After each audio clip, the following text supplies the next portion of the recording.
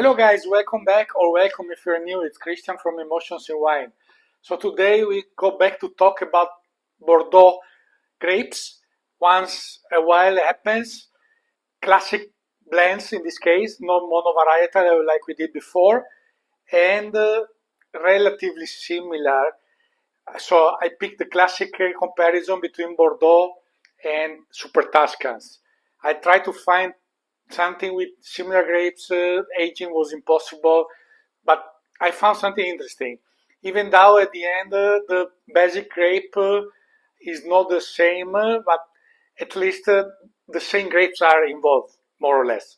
As you probably know, Tuscany became famous besides the Sangiovese wines, Brunello, Chianti, etc., 50 years ago or so, with the Supertuscans, mainly still with Sangiovese in big proportion, even Tignanello, but especially on the coastal side, Bolgheri in particular, but even some other areas, mainly Bordeaux blends. The first was Sassicaia, very famous, then many followed, and majority use the same grapes as in Bordeaux, so that is the classic comparison. Some similarities, but of course terroir is not really the same, first of all, because the weather is different, it's warmer in Tuscany, but the distance to the sea is similar to Bordeaux, then there is the river, in this case no, and then soils vary also, because Italy is very diverse in everything, even Tuscany itself. So of course, basically it's similar, but with some differences, which tend to give more complexity, because as I always say, old vines give complexity, but also the different soils. Of course, you have more characters coming into play in the wine. So I found from Bernard Magrez, Château Carnet Grand Cru Classified Haut-Médoc 2019, 13.5 alcohol, and then small bottle first time, but it's better because the small bottle helps to ripen faster the wine. So being younger vintage, that is a good point. So we have Il Pino di Biserno, Toscana IGT, 22 vintage from Tenuta di Biserno, 14.5 alcohol. So this is from Lodovico Antinori. So Antinori family, very famous for all the Supertuscan and also others. But Lodovico in particular, even if Piero, his brother, is involved, Lodovico created Ornellaia, and this is his last project. Of course, Piero is still involved, but Lodovico is the main star in creating this estate near Bolgheri, not in Bolgheri, in Bibbona. So it's the newest project. There is the Lodovico wine, which is something special in a few occasions made. So they are open already a long time. I will do the next day tasting anyway. And then I will do an experiment to show you something.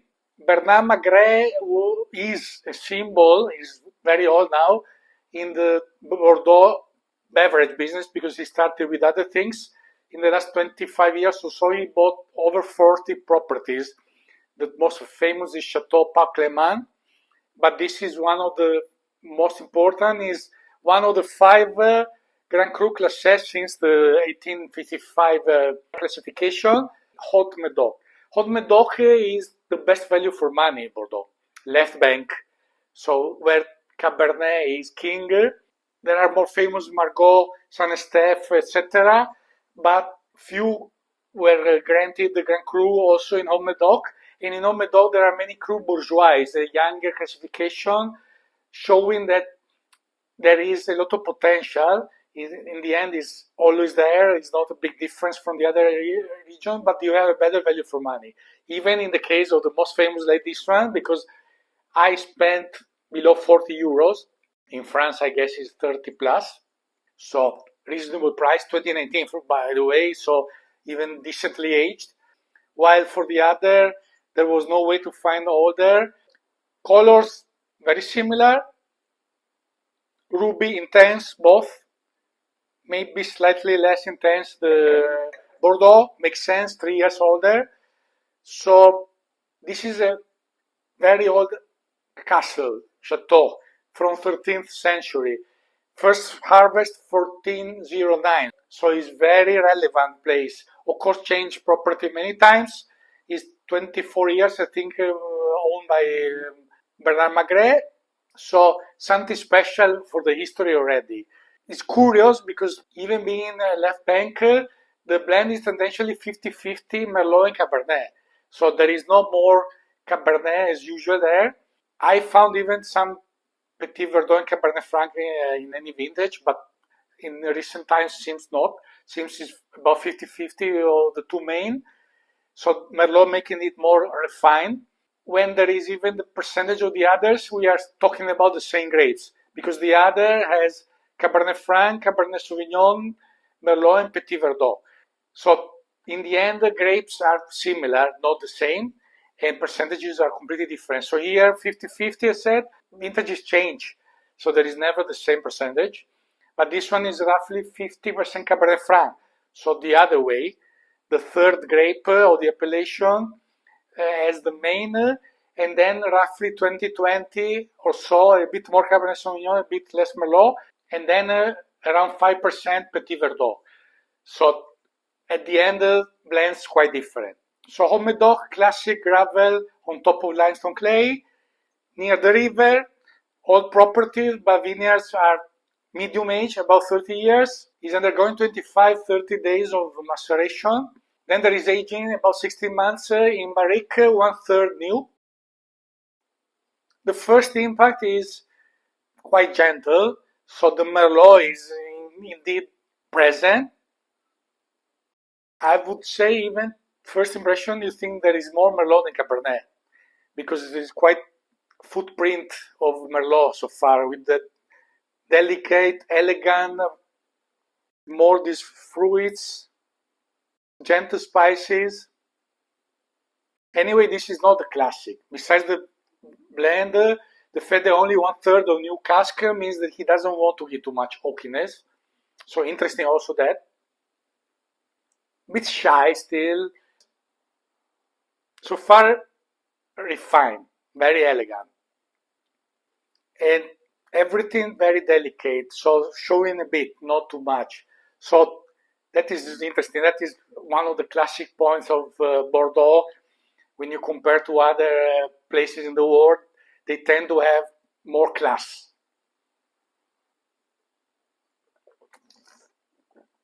It's still young.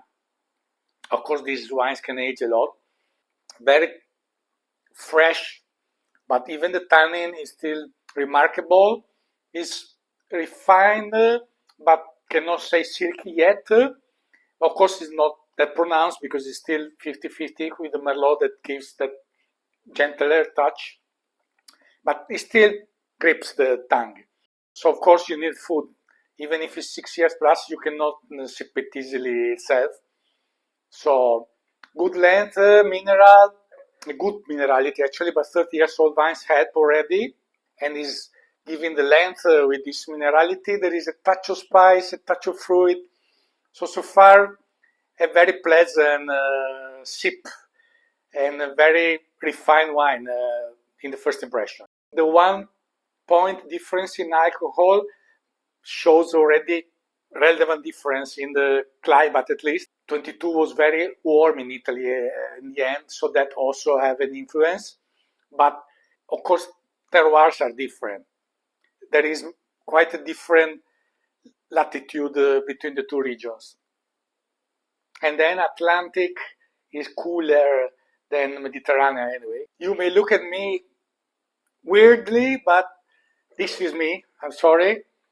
I gave it a try because it's a must, but now I want to see the difference. I repeated more times that the glass makes a big difference, and the Burgundy glass for me is the perfect for a serious wine, whatever kind it is. If they don't have anything to show, they will fall apart. If they have to show, they will show much more. It's not just a matter of breathing because there is more surface, but it's really to let it open up. Even if it's younger, doesn't matter. They still open up more than in a smaller glass. In fact, there is immediately there is more on the nose. Now there is a bit more spicy, a bit more sort of milky, Very, very refined. That is confirmed. Yeah, touch more spicy also on the palate now, but the good length, very fresh actually. Still, this can age a lot. I think we have a huge aging potential because the acidity is very remarkable still. So far, slightly shy and very fine and very delicate. I was expecting a bit more power from the Cabernet, but didn't find it actually. So, Il Pino di Biserno is the number 2 label of the winery. As said, this is the last challenge of Lodovico Antinori. So north of Bolgheri, north of Maremma, so it's in the middle of the Tuscany, near Elba Island, just about 10 kilometers from the sea, 100 meters, so it's really the same as in Bordeaux.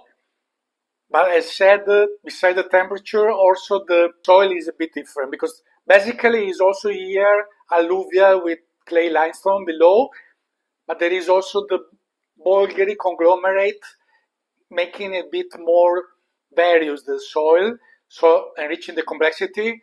This is a mix of rock, clay, silt, and sand, so a bit different from Bordeaux. The Cabernet Franc raining, and the Merlot is less than a quarter, while here is 50%. Cabernet Franc is the most difficult with herbaceous notes usually, but in Tuscany, like in some other regions, is giving great results.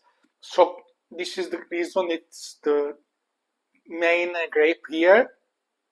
Here there is much more intensity immediately. Marking the Cabernet Franc, indeed, there is a touch of herbal, nice dark fruit, much more evident than in the other. So the other, as said, is refined. This is a bit more intense and layered actually. Maybe it's more layered than the Bordeaux. There's a lot coming out.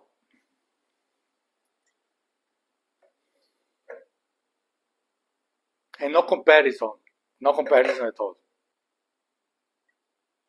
Spicy, quite pronounced. So the vineyards are not that old. It's a younger project, even if the estate was existing already, they bought it. The winemaking is also quite similar. Here there is also 3-4 weeks maceration, 75% in barrique, new and used, there is no mention to that, and 25% goes in still aging. So interesting also this point. So even here, not too much presence of the oakiness. By showing good complexity, so far very interesting, very interesting. Bit more powerful, of course more Cabernet, and is younger, so of course also that contributes. But in a way, this is already more balanced, less grippy. Even the tannin is surprised.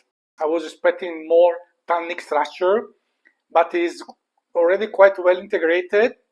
So it's still leaving you dry between acidity and tannin, with a great minerality, but is slightly smoother than the Bordeaux. I guess the acidity, okay, that is also natural. First of all, more north latitude, so a bit cooler, and then the vintage 22 very warm in Italy, so the acidity for sure here is lower than in the French, even if it's 3 years older. So that contributes to, of course, this can age, but less than the Bordeaux. Yeah, very pleasant so far, very pleasant, I mean, very interesting. Marking the Cabernet, but in an elegant way that is not that usual. We can refer to link below the Cabernet Franc video about Villany in South Hungary, something that can remind you, of course, that is 100%, that is considered one of the best places for Cabernet Franc. So interesting to watch it. Interesting. Now it's showing something recalling Mediterranean scrub or things like that, which is not that typical in a Bordeaux blend. This is due to the terroir, the location. So it's slowly changing. Yeah, great minerality both. Even this one having supposedly younger vines. So this is the second. The first is Biserno, the top selection, and then is the Pino di Biserno, and then they have a lower one that is the third wine. Yeah, very pleasant so far. Is different blend, different style in a way. This a bit more impact, the other more refined, but both very interesting and showing quite well for a 22 vintage.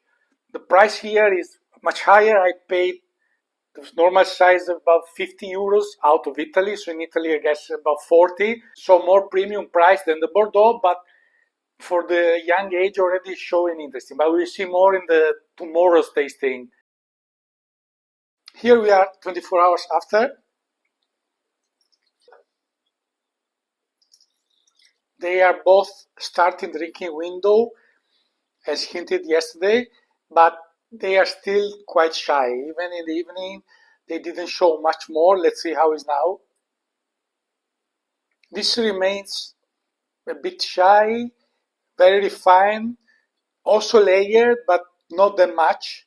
And as I hinted, the Merlot is leaving more footprint than the Cabernet Sauvignon. These sweet notes typical of the Merlot also. So, as I said, this has a huge aging potential, so it's still young in its life. Tertiary, basically, almost nothing yet. Yeah, because even earthy, these things, nothing. Touch of ethereal, even today, just starting to show something more, let's say, on tertiary, but really just a hint. So it's really a baby, even if it's almost 7 years old. So this is really confirming once more. Bordeaux is really for long aging. 6-7 years is not enough. You need really 10-15 years or more for a good Bordeaux. Yeah, just a hint of mushroom maybe, or forest floor more than earthy. So evolve a bit. Refined, but still a baby. Very pleasant wine, of course, but not wowing you, indeed. Slightly more balanced now, of course, being open. The hard part component is reducing slowly, so it's a bit smoother compared to yesterday. And there is a touch of sweet fruit or spice in the end, so it's a bit more palatable, but yeah, didn't change that much. Nice wine, but still young to be appreciated fully. This is still much more intense, change a bit more, I see. More those Mediterranean notes, even some olives, which is a characteristic of some Rhone wines or Primitivo, Mali, those things, if you remember the other videos. Is more layered, as I have hinted. Is less refined, but more layered. Of course, here tertiary, no. Already the fact that there are these Mediterranean notes on top of the herbal, touch of spices and the other things, and the fruit, of course, is already meaning a lot. Sweet note also here, I would say, from the spices. This is more interesting to drink now, even if it's well younger, but being Italian, so a bit warmer, even the vintage, so probably make it more approachable. So gives you something more than the other. As I said, this will not age like the other, of course can age well. Yeah, it's also quite refined considering the Cabernet Franc 50%. There is still those herbaceous notes, which are not super classy, but just a hint. So for the kind of blend, indeed is refined. Of course, the other with Merlot has a bit more finesse naturally. In the end, we can say they are young, starting drinking window for both. In this moment, for sure, more interesting to drink the Italian, but the other is more classic, indeed. But both need to be waited several years. Serious wines, layer, refined. So two great examples, still affordable prices as I hinted. So I hope you enjoyed, guys. Like, subscribe, comment please, share with your wine friends. Comment if you had the chance to drink any of these order, especially I would be curious to know. And see you next time. Salute.